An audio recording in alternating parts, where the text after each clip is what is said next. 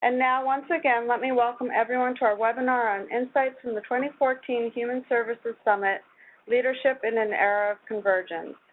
Today's event is co-sponsored by the Leadership for Networked World Program and the Government Innovators Network at Harvard Kennedy School's Ash Center for Democratic Governance and Innovation. Our moderator is Antonio Ostoli, a fellow at Harvard School of Engineering and Applied Sciences and Executive Director of the Leadership for Networked World Program. Antonio will be starting us off today. Hello, everyone, from sunny, actual Harvard University in Cambridge, Massachusetts. I say sunny because it's 45 degrees Fahrenheit, and we are just starting to dig out of 108.6 inches of snow this year. To put that in perspective, that's 9 feet of snow, taller than most professional basketball players by a couple feet. So we did survive, and we are here for the webinar today. So thank goodness for the sunshine. Thank all of you for joining us today. I'd like to thank the Ash Center and the Government Innovators Network at Harvard here for hosting this webinar.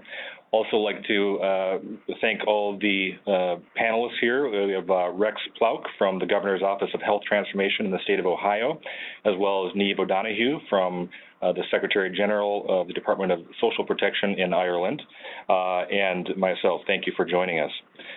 Additionally, of course, thank you for taking the time to be on the line with us today.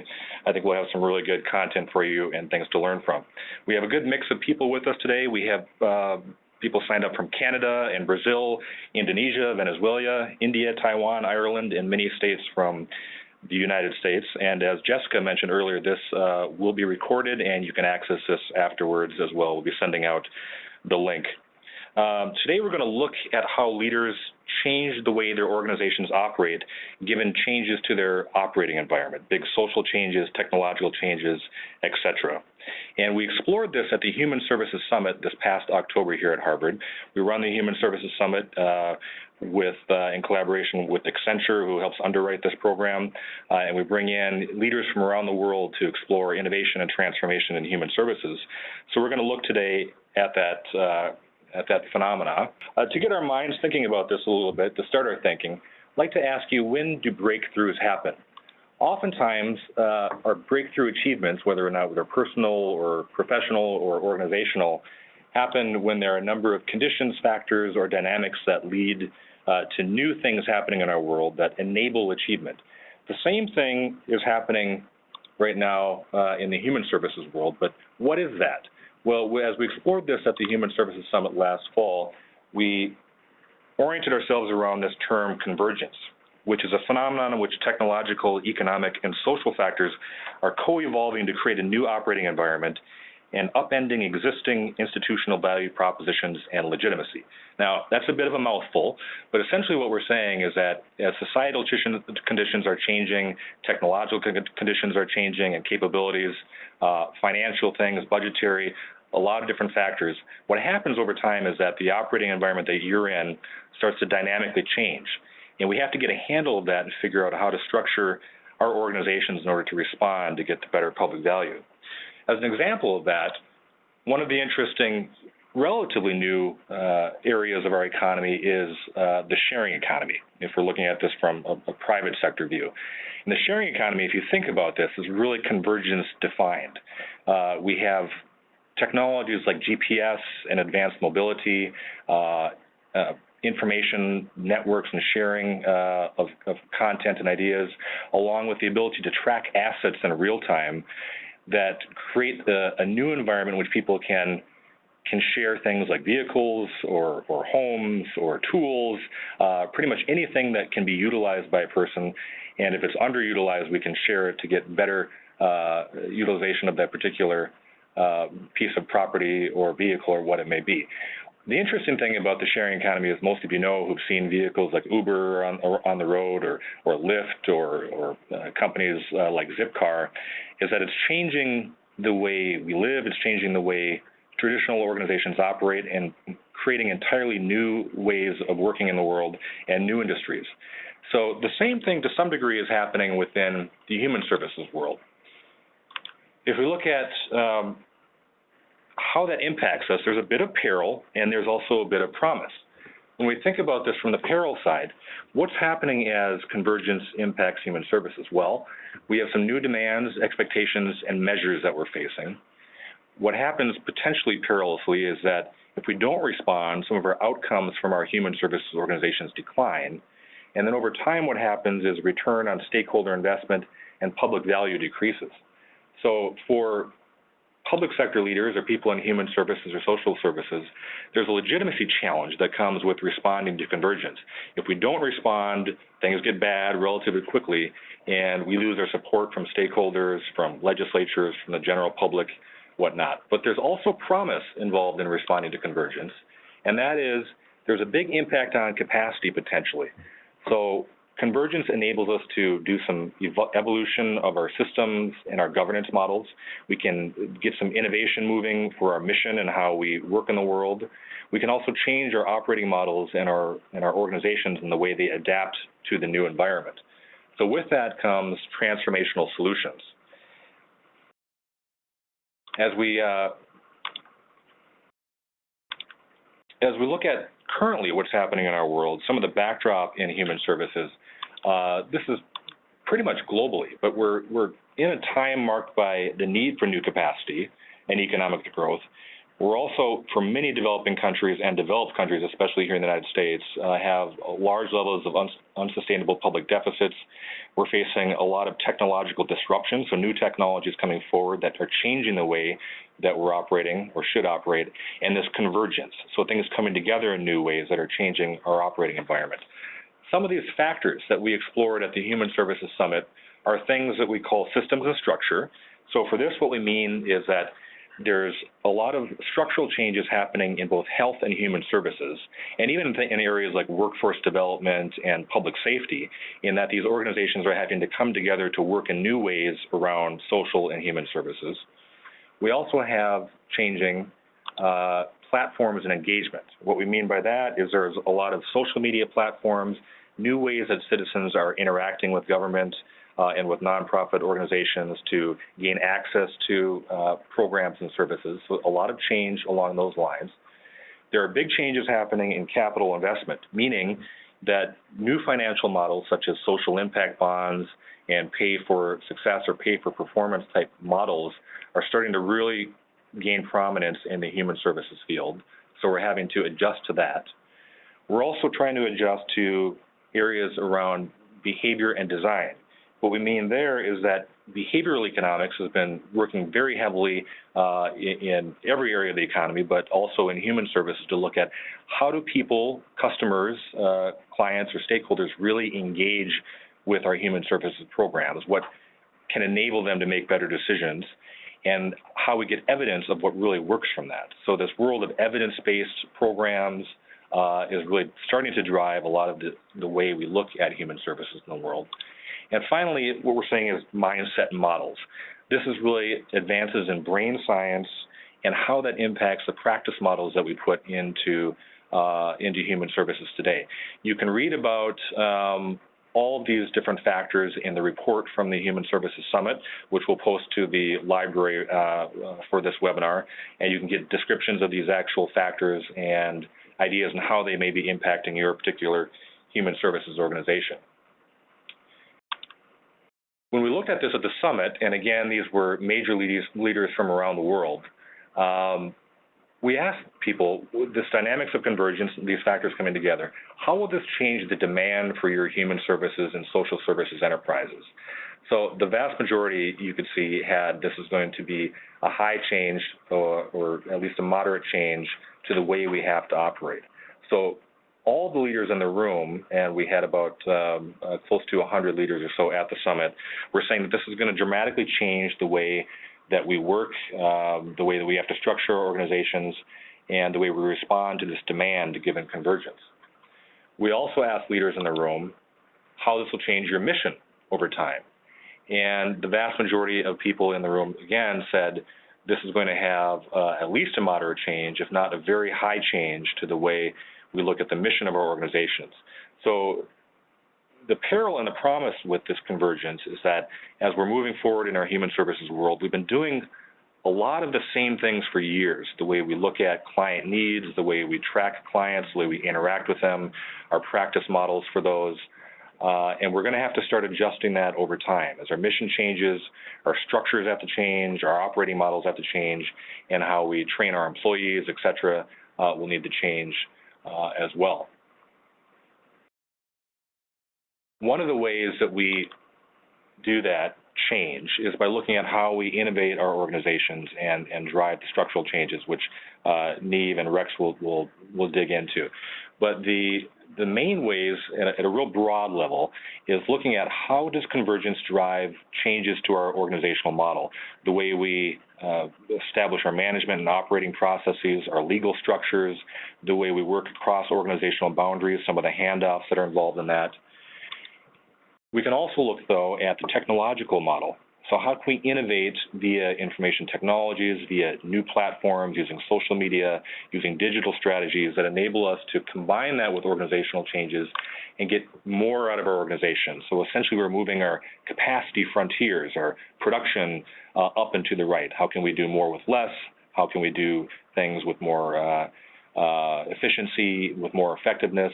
And this, over time, as we couple organizational innovations with technological innovations, leads to new frontiers in the way we can do business. And again, we'll see how that plays out in the human services world here in Ireland and Ohio. We have posted a poll question for you and want to know what you think about convergence and how much impact you think convergence will have in your social and human services world, whether you think there'll be high impact, moderate impact, low impact, or no impact. And you'll see that that question on the side of your screen there. If you can take a moment to respond, and as we're transitioning over to our next slides, we'll look at your data coming in. How we apply this innovation model at the Human Services Summit, as well as for how we're thinking about your work in the world, is what we call the Human Services Value Curve. And again, you can learn more about this on our website at the bottom of this slide you're seeing here. Essentially what the Human Services Value Curve says is, if we can mature our business models over time, we can move from what we call regulative, which is where we're doing kind of the basic dotting of the I's and crossing of the T's and making sure clients have the exact programs that they're eligible for. We can move up to more collaborative business models where we're working across organizational boundaries to get better services for our clients and customers, as well as better outcomes from that, all the way up to integrative, where we're really looking system-wide at how we manage and run our operations and our social and human services programs, and up to generative, where we're looking at the big drivers of change in human services, the socioeconomic changes, the root causes of major community problems, and how we address those across boundaries to get better public value, better outcomes and impact from our human services organizations over time. So the preliminary results so far with how you're looking at how much convergence will impact your particular area is the vast majority so far are saying that it has high impact.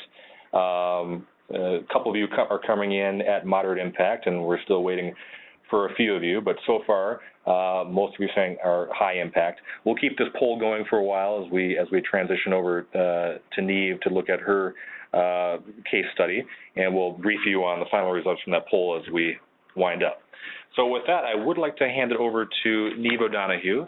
Again, Neve is a Secretary General from the Department of Social Protection in Ireland, and Neve has a fascinating story of how the Department of Social Protection was looking at major changes in their operating environment and how they responded structurally to that. So, Neve, welcome to the webinar, and please introduce yourself and jump into your slides.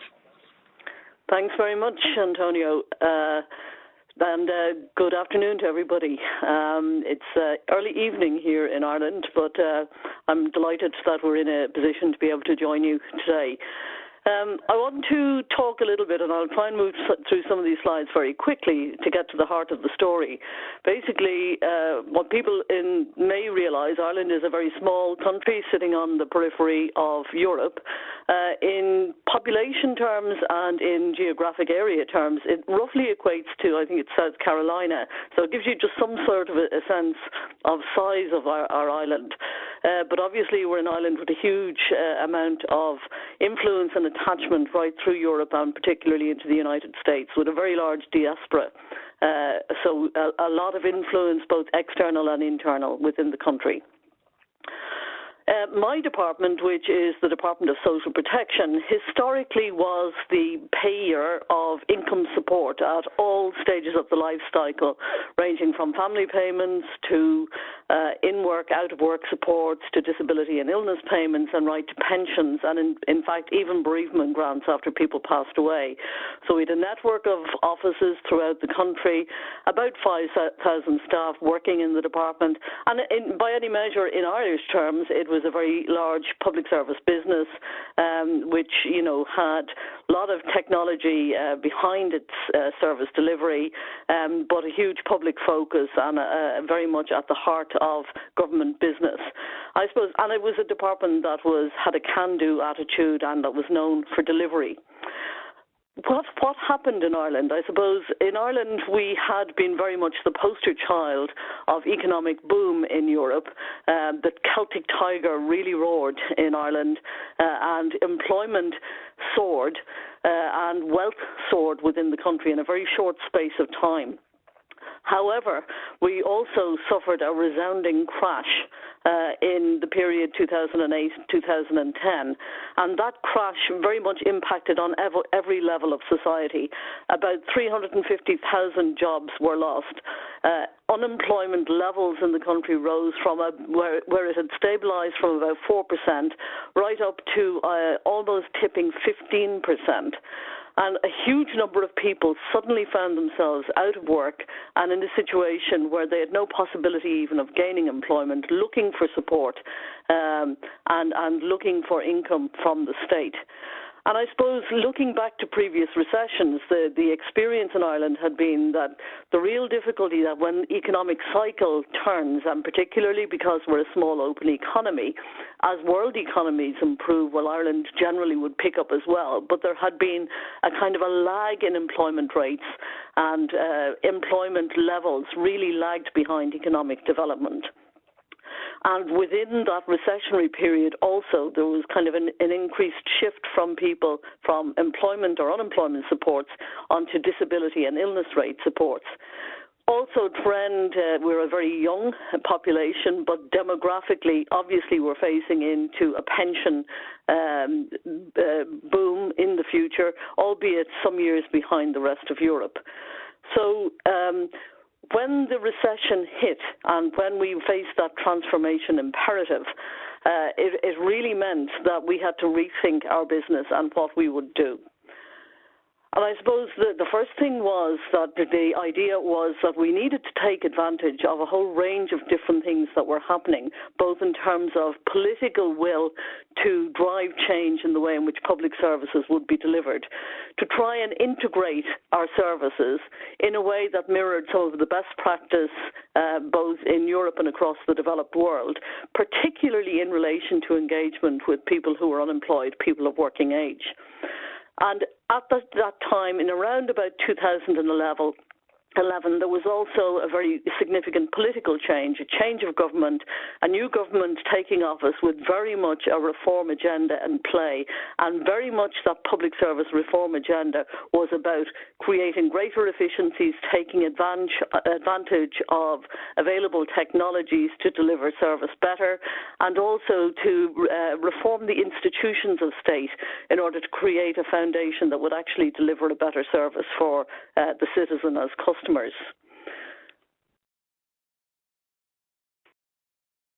So I suppose from our point of view, the kind of changes that were mooted for us, which really saw the department embracing services that had previously been delivered from a range of other institutions, including the Health Service, the Public Employment Service, which was a separate agency, and other departments, meant that suddenly, not alone were we faced with a challenge of developing a whole new organisation and the logistics and the kind of people management and infrastructural change that was required, but also we were charged with delivering on the public service reform agenda, about taking advantage of technology, about driving efficiency, about creating linkages, about creating new external partnership arrangements with the private sector, and simplifying the interaction with the business of government for citizens. And the reality was that we were asked to do that in a context, because we were in a recession, of increased demand, where pay cuts for people in the public service were the norm, and that within the kind of unionised environment that we worked, agreements had been reached to drive productivity, to get people to work longer hours, and significant changes to terms and conditions. And the overarching environment in which we were operating as well was significant, insofar as Ireland became a programme country in 2010, which meant that we had overlords by way of the Troika, which was the European Commission, the IMF, and the European Central Bank, setting an agenda for government in terms of targets in order to ensure some financial flexibility.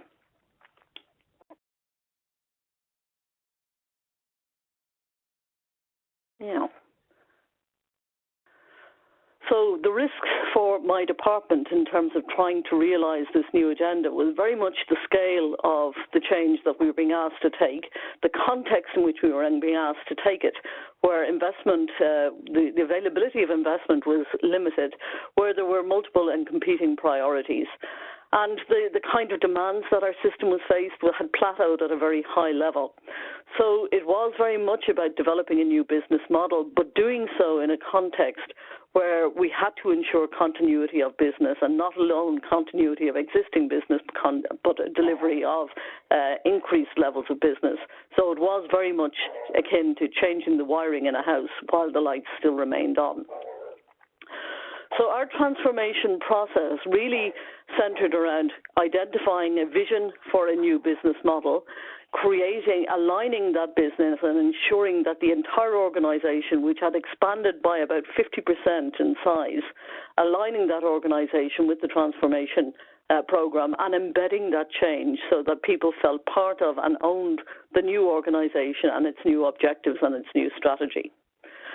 And particularly that was most manifest in the context of dealing with job seekers, and very much about providing a single point of access for a whole range of services, and whether that was in terms of determining a profile and building on technology available to us in order to set up a profile with a predictive validity of how much support, in order to allow us offer differentiated service levels to people depending on the kind of support that their profile indicated that we needed.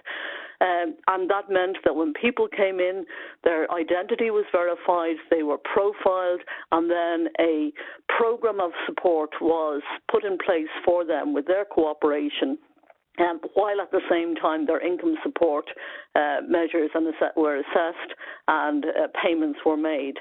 And all of this was done in a context where we also, the overarching principle was one of creating rights and responsibilities, that people had entitlements to benefits, but they also had responsibility to engage with us in the system in order to help us out of a dependence on the state into independence in the way in which they operate.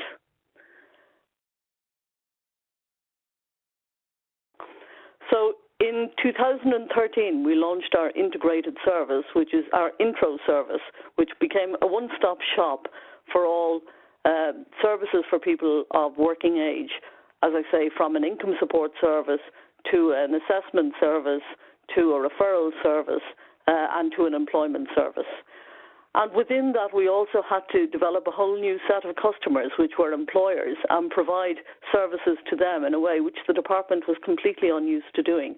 So we had to engage with employers' bodies and individual employers to see what it was they needed and how best could we help them find what they needed from the ranks of the unemployed and provide supports to them by way of job matching, advertising, identifying people who might have the skills that they require and providing those names and opportunities to them.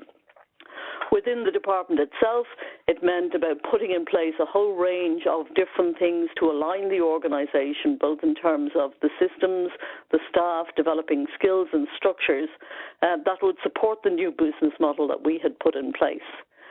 Within and in terms of organisational capacity, it meant that we had to put in place a whole range of different tiers of support, from both a HR strategy to looking at the culture and values, both of the different business streams that had come together to try and find a way forward that people could buy into and people could understand and share. It meant us redeveloping our IT systems in order to support the new business, and it meant finding a new way of working with staff and working with unions to figure out jointly where it was we wanted to go, what flesh we wanted to put on the bones of our business model, and how best we could achieve that. And then very much we saw this, that the changes that we needed to put in place, we needed to embed and ensure that what we had by way of a new business could deliver the kind of objectives of government, not just in terms of services to the citizen, but provide a much more integrated foundation for government in terms of how business and how services might be provided through different public service organisations. So that meant that kind of using the various opportunities that we had, both from our geographical footprint, but also the data sets that we were capturing and the information that we were capturing in relation to our clients, that in turn could feed eligibility and access to a whole range of other public services, not alone those that were supplied through our department, but also those that were supplied through other government departments and indeed in terms of local government as well. In terms of our reflections in relation to that whole process, one of the things I think we had a bumpy ride through the early stage of the process, but we got there. If success is to be measured in one level through emergence from the Troika programme, that was achieved at the end of 2013. And much more importantly, what has been a significant turnaround in Ireland's fortune is the fact that employment rates have increased significantly. Unemployment rates have reduced significantly, way ahead of the kind of trajectory that might have been encouraged through, or that might have been anticipated through the lags that had been previously there between economic growth and the labour market. So currently, as I speak to you, employment is now approaching its pre-recession levels. Unemployment has come down to 10%, and the expectation in recent forecasts is that by next year it could come down to 8%, which is a significant turnaround in the fortunes of Ireland. And so hard lessons, hard decisions, not taken lightly, but embraced fully, and I think we're very happy with the progress that we've made, albeit that there's a lot of room still to go. Thank you very much. I hope that's of some interest to you. Thank you, Niamh. That's a wonderful case study. I do have one question for you, Niamh, from a participant, and Rex, I'll address this question to you later on as well. But Niamh, as you were working on some of these big structural changes and driving innovation, especially around providing differentiated services to individuals as they came into the one-stop centers, did you deal with any legal issues around liability with that? Any advocacy organizations, trial lawyer types examples that said, hey, you have to be careful in how you're differentiating people. You need to provide them the same service levels, or completely redesign the way you do everything. Like, you can't differentiate. You need a standardized set of solutions. I suppose there were a number of different measures. In one sense, the fact that we were a Troika programme country and that the government had to embrace change and had to make very hard decisions created a climate that, in one sense, we got away with doing things that otherwise may not have been acceptable in a normal environment. And when I say we're a troika country, I think one of the things that the Irish government did particularly well is take the high-level goals and objectives and targets, but tailored the way in which we achieved them in a way in which suited the business of Ireland Inc., so that we delivered on the targets that were set for us, but maybe not necessarily in the way in which some of the troika members might have wished us to do in the first instance, but they certainly were persuaded once they knew or saw that we were expert in the business of understanding our own country and the dynamics that would work. So there were very significant changes to the law in relation to which services, how services would be delivered and how eligibility for services would be defined, which set a platform for differentiated service delivery in a way which didn't exist previously. And yes, we have had to face legal challenges, but so far we have managed to withstand those challenges. And I think that in an objective view, people would generally feel that where services are being delivered and very much targeted at those who are most vulnerable, there's a societal acceptance around that, which I think wouldn't be necessarily if it was an equitable distribution of services, but those who are more advantaged were seen to be gaining more.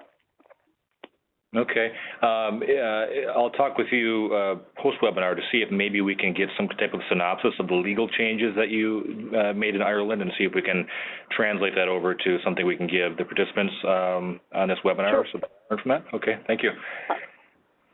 So next we're going to transition over to Rex Plouk. Again, Rex is with the Governor's Office of Health Transformation in the state of Ohio.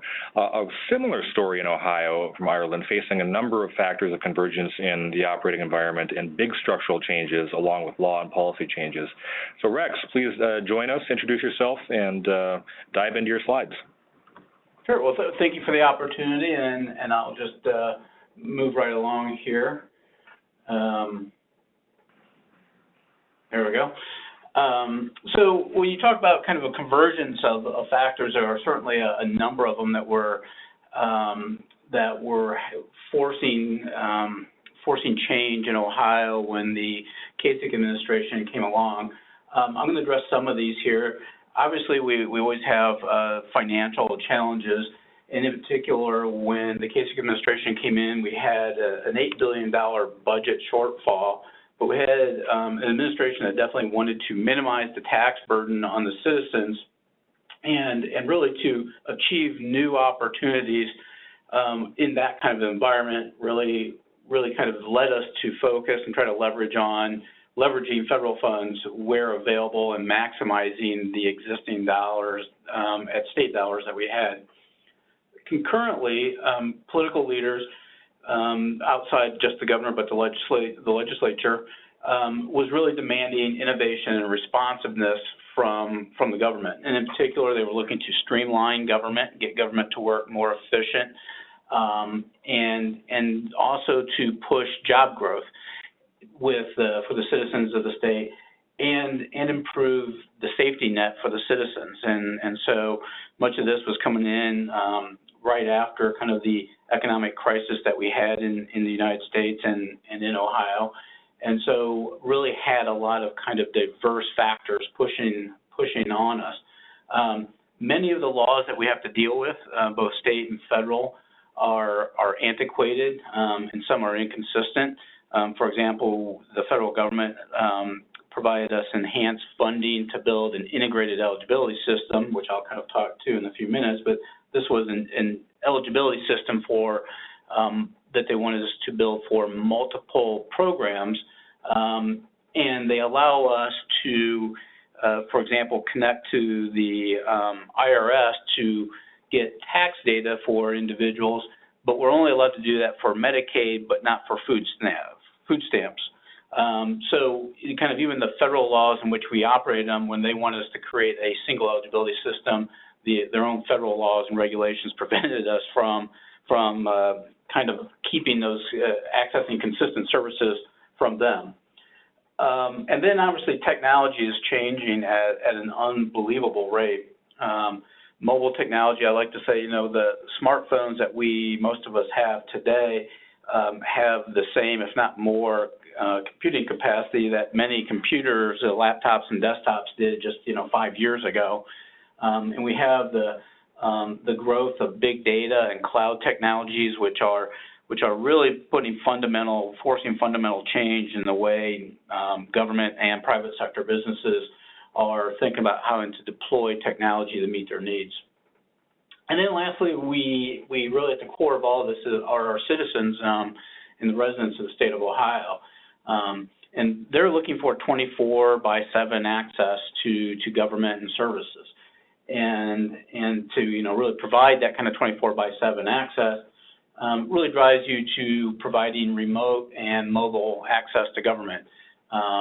And what this really means is kind of breaking down that barrier of where a citizen has to come into an office and work directly with a government official face-to-face and providing them alternative methods to interacting with government. And they're also looking for seamless service. And this is a case where, we ask the same information of our citizens, the same data over and over, and by creating integrated processes and integrated technologies, we're able to share data. And so once I know your identity, I don't need to keep asking you your address and your income and other information over and over. I ought to be able to share that across platforms and services and programs. And those are all things that citizens, deserve, not just expect, but they really deserve. And all of these converging factors really shape the way we approach some of our challenges and the new opportunities that we were driving. I'm going to progress to the next slide. Like many changes, there's really kind of 3 areas where you can break things down into: people, technology, and processes. The full presentation that I did at the Human Services Summit covered kind of all 3. And so today I'm going to really focus kind of on the process improvements that Ohio has kind of undertaken to help us achieve the dramatic results that we've seen over the last 5 years.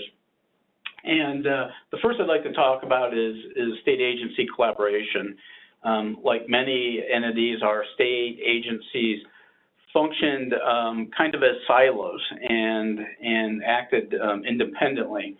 And what we really wanted to do was break down those barriers and get agencies to work closer together and think of our citizens holistically, and not as, I'm a consumer, as a citizen being a consumer of Medicaid benefits here and a consumer of job training benefits at this other agency, but think of them holistically and say, how do we service them in a holistic and single way? And that really required us to get agencies to work together in ways and methods that they have never done before. That interestingly led us to something that we've implemented called operating protocols. And what we discovered is that even when the agencies really wanted to work together, collaborate, we had internal barriers that prevented them from collaborating. And most of these were kind of legal barriers. And what we implemented, and we got legislation put into place to help us perform these operating protocols, which is allow state agencies to share resources, whether it's people or finances or technology, to really share those without entering into these onerous agreements that they had to do previously. Previously, they really had to basically create legal contracts between state agencies to share resources. And we created these operating protocols to expedite those processes, break down barriers, and has really led to us to be able to not only provide better services, but move much faster than we've ever been able to do before. And these operating protocols have really kind of rocked the foundation of how we can function and how quickly people can move. Another example around these processes is really kind of evaluating how we do eligibility determination, in particular around our health and human services programs. We had, like many states, an antiquated 30-year-old eligibility system that just didn't have the capabilities to meet the current requirements and needs that we had as an administration. And so we wanted to build a new platform. But what we didn't want to do is just replace what we had before. And what we decided to do is that we wanted to look at it in an entirely different fashion and say what we want is an enterprise platform that we could put any income-based program onto this platform, and this would allow us to share data and more efficiently service customers across the agency boundaries. And so we were able to get a number of agencies to work together and come together and put into place a technology that spans many agencies. And as we speak now, we're kind of progressing forward and adding additional programs onto that platform. And it's really reshaping the way people are thinking about delivering services to the citizens of Ohio. And lastly, county shared services. In Ohio, we have 88 counties. In many instances, the county employees are really the face of government to Ohioans. That's where Ohioans go to apply for and get food stamps and Medicaid coverage and job training services. And in the past, they had been like state government siloed entities. And so counties that existed and were side by side didn't work together. And if you started a case or an application in one county, you had to always go back to that county. And generally, we were forcing people to do that in counties where they lived. Well, Ohio, like probably many states, people don't necessarily work in the same county where they live. And so it's a barrier for citizens to get service if they always have to go back to one county. And so we are working with the counties to pursue shared services where a citizen could go to any number of counties and start an application and finish it in a different county. And not only does this drive better access to services for our citizens, it also drives more efficient government and allows counties to serve more people and also kind of expand their own services that they provide to Ohioans. So a case study that we had that kind of encapsulates much of these process improvements is one around veterans services. And I'll just kind of talk briefly about this opportunity. One of the most interesting things about this case study was it was really a grassroots effort, and it spanned 4 state agencies. And the interesting thing here is this concept of getting agencies to work collaboratively and implementing operating protocols. It's really been a fundamental culture change. And in this case, we were able to have employees from 4 different agencies come together and say, hey, we could improve access and getting services to veterans. And the folks on the ground came up with these ideas and just did it of themselves. They didn't have to be told to do this. They didn't go up and get permission. It was just an initiative where we said, let's get together and we think we can come up with a way to improve access to these services. And so what we did is while people were leveraging this new eligibility platform and trying to apply for Medicaid services, we started to ask for them to voluntarily share data. So we asked them if they were a veteran if they were a veteran in the military service, and if they answered yes, again, this was all voluntary on their behalf, we collected just a few pieces of data from them. We didn't want it to be onerous. We didn't want it to really distract from their process of applying for Medicaid benefits, but we wanted to collect just the basic information that we needed to so that we could kind of access, couldn't we get them additional services, and how could we do that in a quick manner. And so what we did is within 2 months, we stood up a new technology platform. We connected 2 state agencies in a real-time method together, and then connected all the county veteran services agencies. And we were able to share this data with these veterans as they were coming online. And so when we turned the system on, within 10 hours, we identified our first veteran, went through the process, and within just a few minutes of turning the system on, we identified our first veteran, and within 10 hours from that time, we were able to connect that veteran with brand new services that he didn't even know he was available for. And what started as kind of this modest little effort to today, we are capturing over 700 veterans per month that are applying through these services. Only 27% of those veterans are receiving VA benefits, and what we've determined is that really 83% of those veterans qualify for VA health care.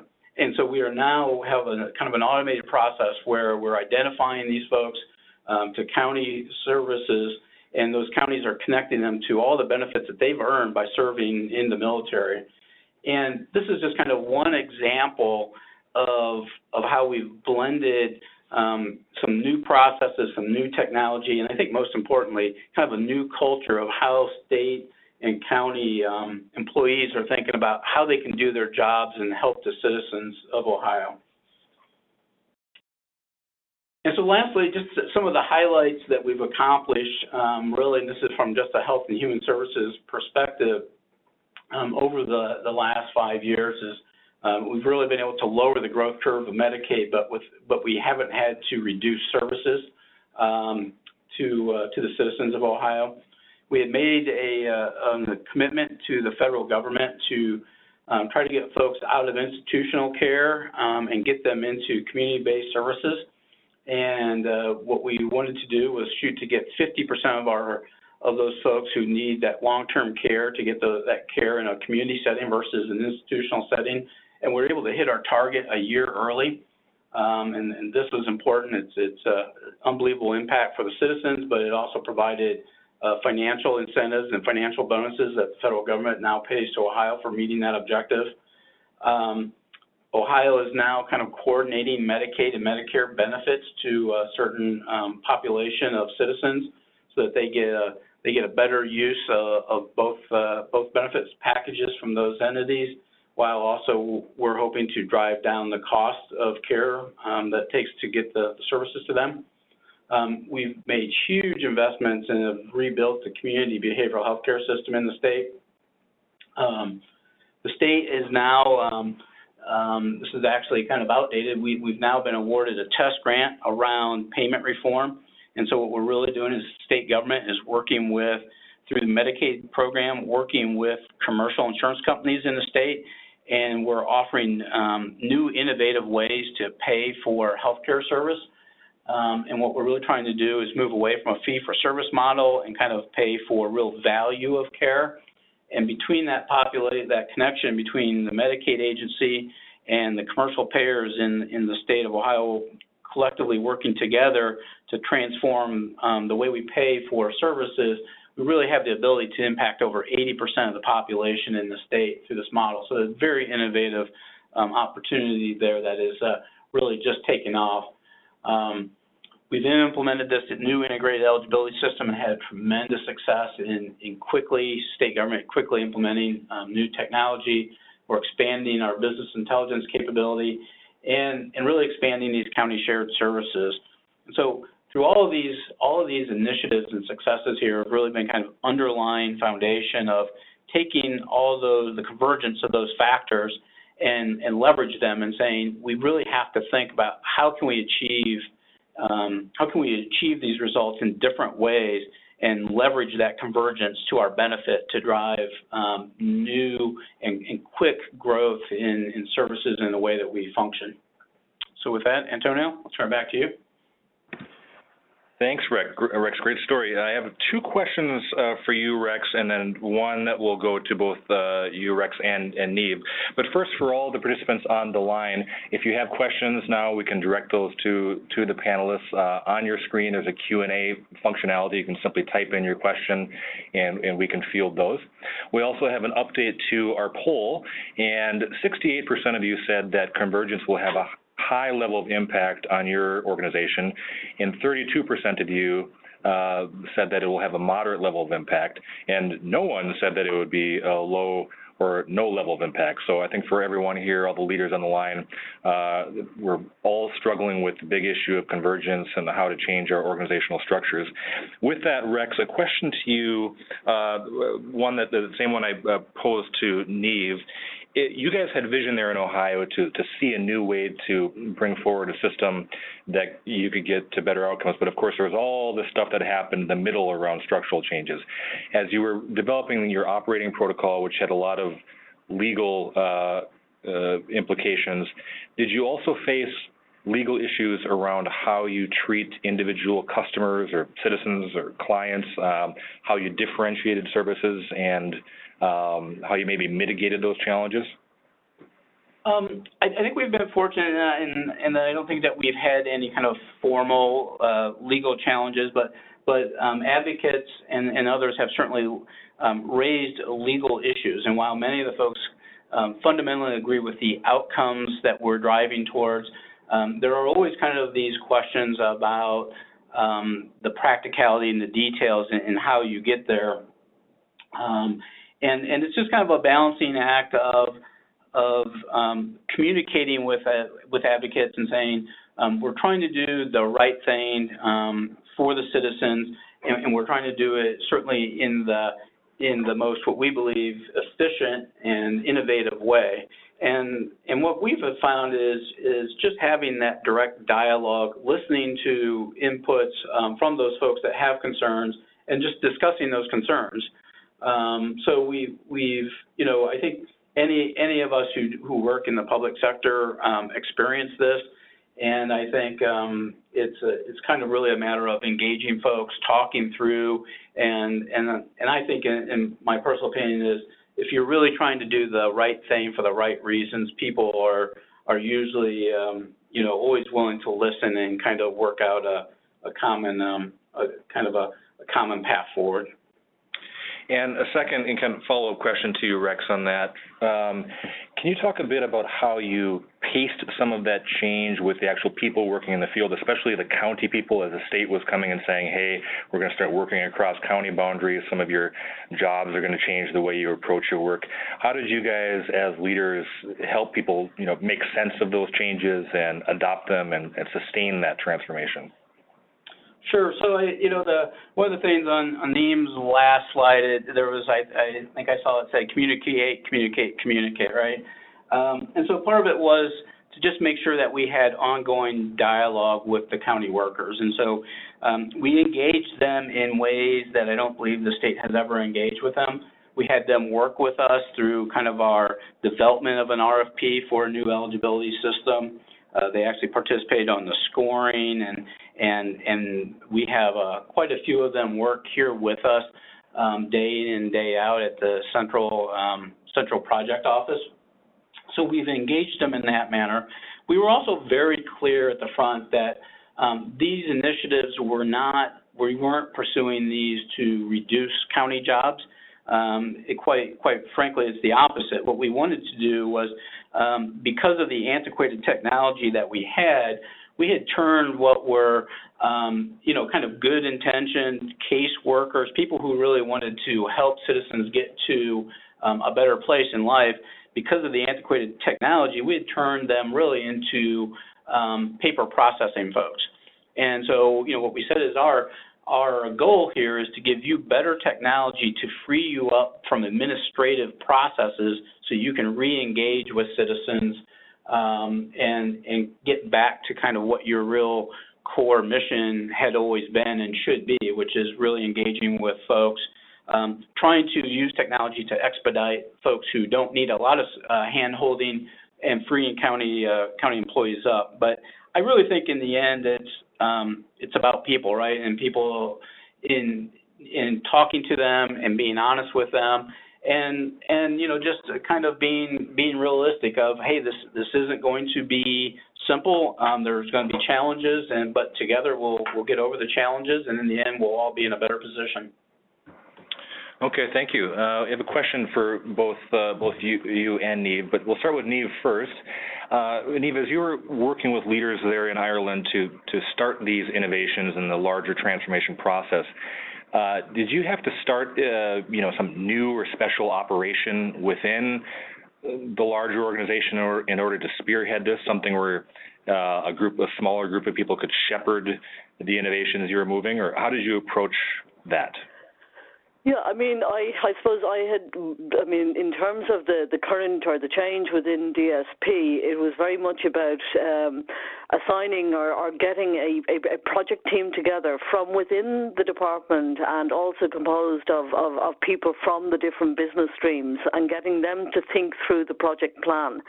And selling that to an overall governance board, which would have been at peer level, the Secretaries General and various others from different government departments who had oversight of particular functions in their original form. And it was very much about building confidence that we had a plan to get to where we wanted to go, and that we had a way of making sure that we could kind of continue to deliver business while conducting and bringing people on the reform train with us. And Rex, in Ohio, so you guys created the Governor's Office of Health Transformation. Was that because you wanted a separate entity to somewhat shelter the innovations and the ideas and spearhead them, or was there other rationale behind that? Yeah, I think it was really a way to show leadership across state agencies. And so by creating the Governor's Office of Health Transformation, what we said is this entity will be structured in a way that they'll lead strategic efforts, including policy and budgetary and obviously some technology programs across the multitude of agencies. And what it really allowed us to do is kind of step out of the fray and take a very strategic look and create these strategic vision and opportunities and then help drive them. I think what's interesting is the Governor's Office of Health Transformation is very small, probably like 6 people. So we still leverage and we need to use the agency personnel to actually get the work done, because there's a lot of work being done here and we need those resources. But by creating this small group that can take a vision and drive it and get out of the kind of day-to-day tasks that every agency has to do and focus on the big picture, it really led to this vision, and then selling the vision to the agencies and getting them on board has been, I think, kind of the core to the success that we've had. Okay, thanks. And Neve, it sounds like, to reiterate, you guys did not create a separate entity, but instead were able to harness the leaders together and create a common vision. And was there any threat, from the larger enterprise to kill off the new ideas? No, I mean, effectively, we were charged with delivering on it. I think the threat that we had to encounter was that, in one sense, because we were reporting into the Prime Minister's office and we were reporting into various cabinet subcommittees who wanted to see this change happen quicker and quicker, was to actually have patience with the time needed to deliver on the change model. So that was very much about trying to create early wins and build confidence in us as a team and in us as a department that we could actually deliver what was required. Because of the general economic environment, because of the political environment, there was a huge demand, if you like, from the political system and the political advisory system to have overnight change, delivering something completely different. And I think there was a process of education and confidence building that we had to embark on in order to allow us the space to actually deliver what was required in the time frame that it took to do that. Okay, thank you. A question for Rex from our participants. In Ohio, you were changing the way employees work, especially across state and county boundaries. Did you encounter any collective bargaining issues, and how did you address those? So not at the state level. I don't believe that we've had really any challenges with that. I mean, I think we've lived within the framework and the structure that the state has negotiated and has in place with the unions and at the state level. And when it comes to the counties and shared services, the way that we are approaching this is we like to work with the counties and say, hey, we're going to give you the tools and the framework to do shared services, but your part in this is to figure out how to structure yourselves at a local level. I probably, like many states, but Ohio has 3 big metro areas, Cleveland, Columbus, and Cincinnati. And clearly the way metro areas function is vastly different than the way you might function in a shared services fashion in Appalachia region in Ohio or any other kind of rural area. And so what we allow them to do is we give them the tools and the framework, and we give them other kind of support services, but then they at a local level figure out how to pull together. And in many cases, counties that are side by side and have worked out ways to work together are counties where some counties are unionized and their partner counties are not. And they've been able to figure out how to make that work. But I think the key is for us to let them figure that part out. That's what they know best, and for us to provide them the tool sets and the framework and the support to get that part done. And Neve, somewhat of the same question to you. I don't know actually what the union structure is like in Ireland. Do you have unions there that are involved in a large way in the social services area, and did you need to work with them on the structural changes? Indeed. I mean, the public service in Ireland would be quite heavily unionised, unlike much of the private sector. That's been a significant change in Ireland over the last number of years. So, yes, we did have to work with the unions. There was an overall government agreement with the unions in relation to pay and employment. During this period, which certainly facilitated us in delivering some of the reforms that we needed to put in place. And basically, it was the thrust of that agreement was very much that there would be no forced redundancies in different sectors, but public service numbers would be managed down. But there would be pay cuts and productivity gains required. But it was all predicated on the basis of cooperation with the reform agenda. So that gave us a lot of latitude in terms of delivering these reforms. And in some instances, we faced challenge to the reforms. We were brought through various industrial relations processes that were in place. But critically, one of the criteria of the overarching agreement was that even if the unions disputed the nature of the reform that was being put in place, they did have to cooperate with it while it was being implemented and while it was being adjudicated on. And the adjudication would simply then determine whether a price was required or whether it was too much or whatever. And in fact, we came through all of those processes successfully. Okay, thank you.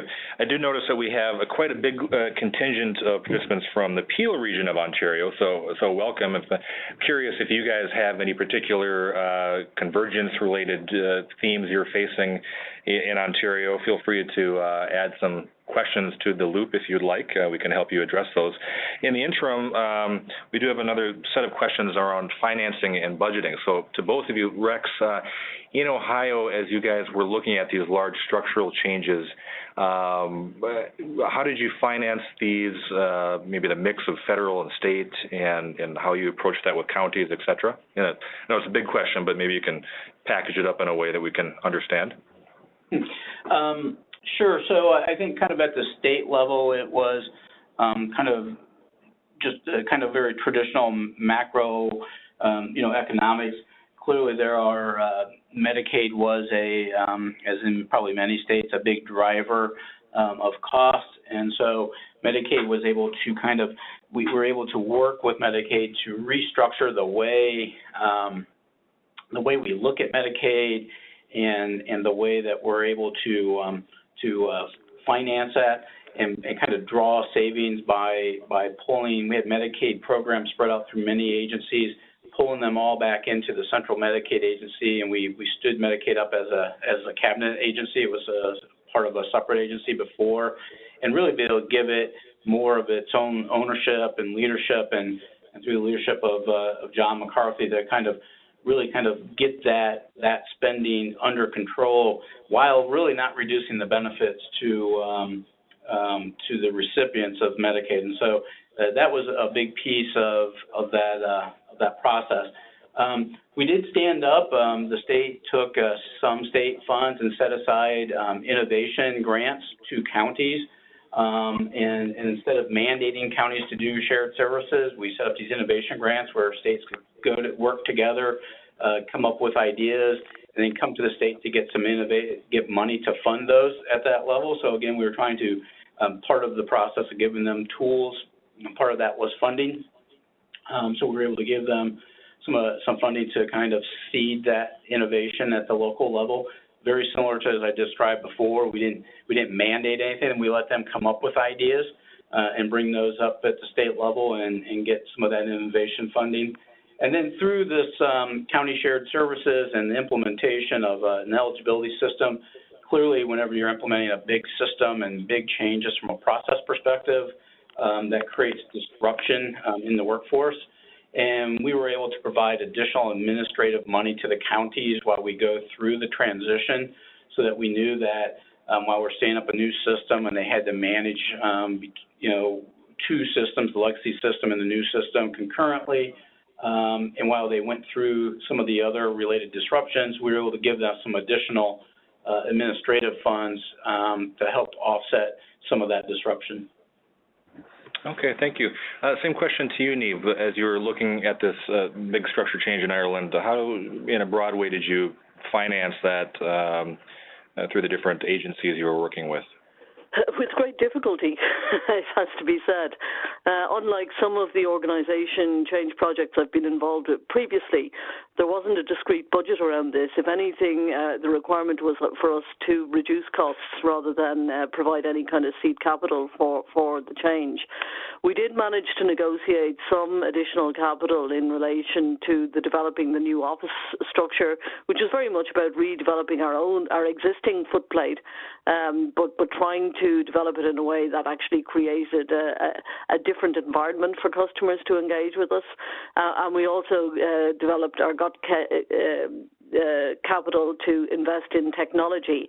But in a sense, some of that development, if you like, there was an opportunity cost. We had funding to have technology development, but we had to prioritize and support the change program in a way which accelerated kind of investment in that area, perhaps at the expense of some of the other things that we would have wished to do and that we now have to refocus on over the next year or so.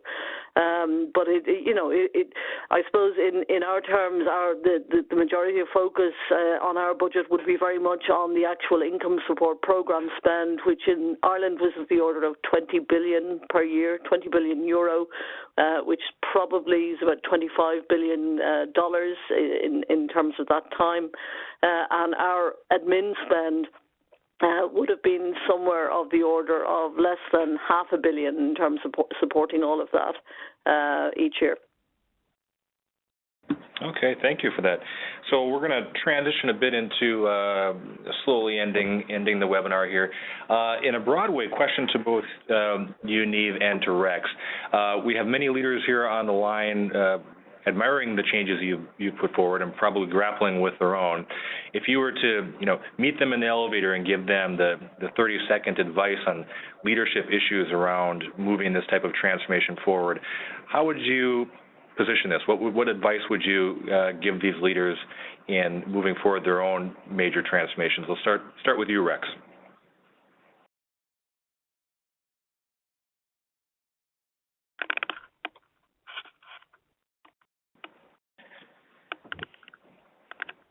How about you, Neve? We'll start with you. If you could give some advice to leaders here on the line around these major transformations. I think the critical thing is being very clear on where it is you want to get to, on your vision for the change that you want to achieve, and selling that in a way that people can buy into it, take ownership of that change program and be part of the solution. And I mean, I had it in my slide, Rex repeated it, you have to keep talking, you have to keep people engaged, you have to be flexible in the way in which you move forward, but while never taking your eye off the final goal. And if you can do that, you can actually bring people with you and deliver the change that you set out to change. Thank you. And Rex, if you're there with us, if you're meeting someone in the elevator and they're having a challenge moving this big transformation forward, what advice would you give them from the leadership perspective? Sure. Sorry, I had put the mute on because I had a little coughing fit. So it's kind of funny because I was just in a meeting with Director Greg Moody this morning. I heard him reiterate this same thing, which was to think big.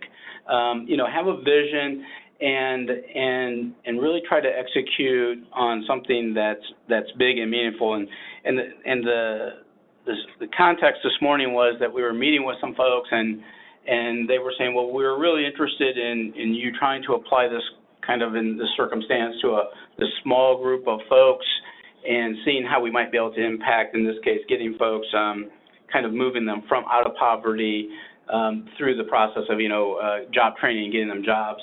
And Greg's kind of challenge was, well, let's not try to do it narrowly. Let's look for a way that we can do it broadly. Because sometimes you exert just as much energy and attention on a small project as you would on a big project. And so one of the things that we've always tried to do is say, let's go big. Let's make a big change. If we're going to exert our energy and expend both financial, human, and political capital, you might as well do it for something big and meaningful. So I think it's one is have that vision and really try to do it in a meaningful way. The other thing I would say is it's difficult, right? This is not easy. I think sometimes when we consolidate these things down into presentations, it sounds straightforward, but it's hard work, and it really requires perseverance. So you have to be able to take your hits and from folks, because there's always folks who aren't going to agree with you, but maintain your course and drive for that success. Wonderful, thank you. Perseverance, indeed, I think is needed for all this. So I hope that all the participants on the line learned some good lessons from Rex Plauk in Ohio and Nebo Donahue from Ireland on innovation and transformation and vision and perseverance. I wish you all luck as you move forward your own transformation efforts. I would like to thank all of the participants for joining us today, and again, thank the Government Innovators Network at Harvard Kennedy School and the Ash Center for Democratic Governance and Innovation for hosting this webinar. The Government Innovators Network brings forward a number of webinars, so please check out the website and find some content that you would like to learn from. On that note, again, thank you, and have a wonderful day. Keep doing the good work, and we will see you next time. Thanks, everyone.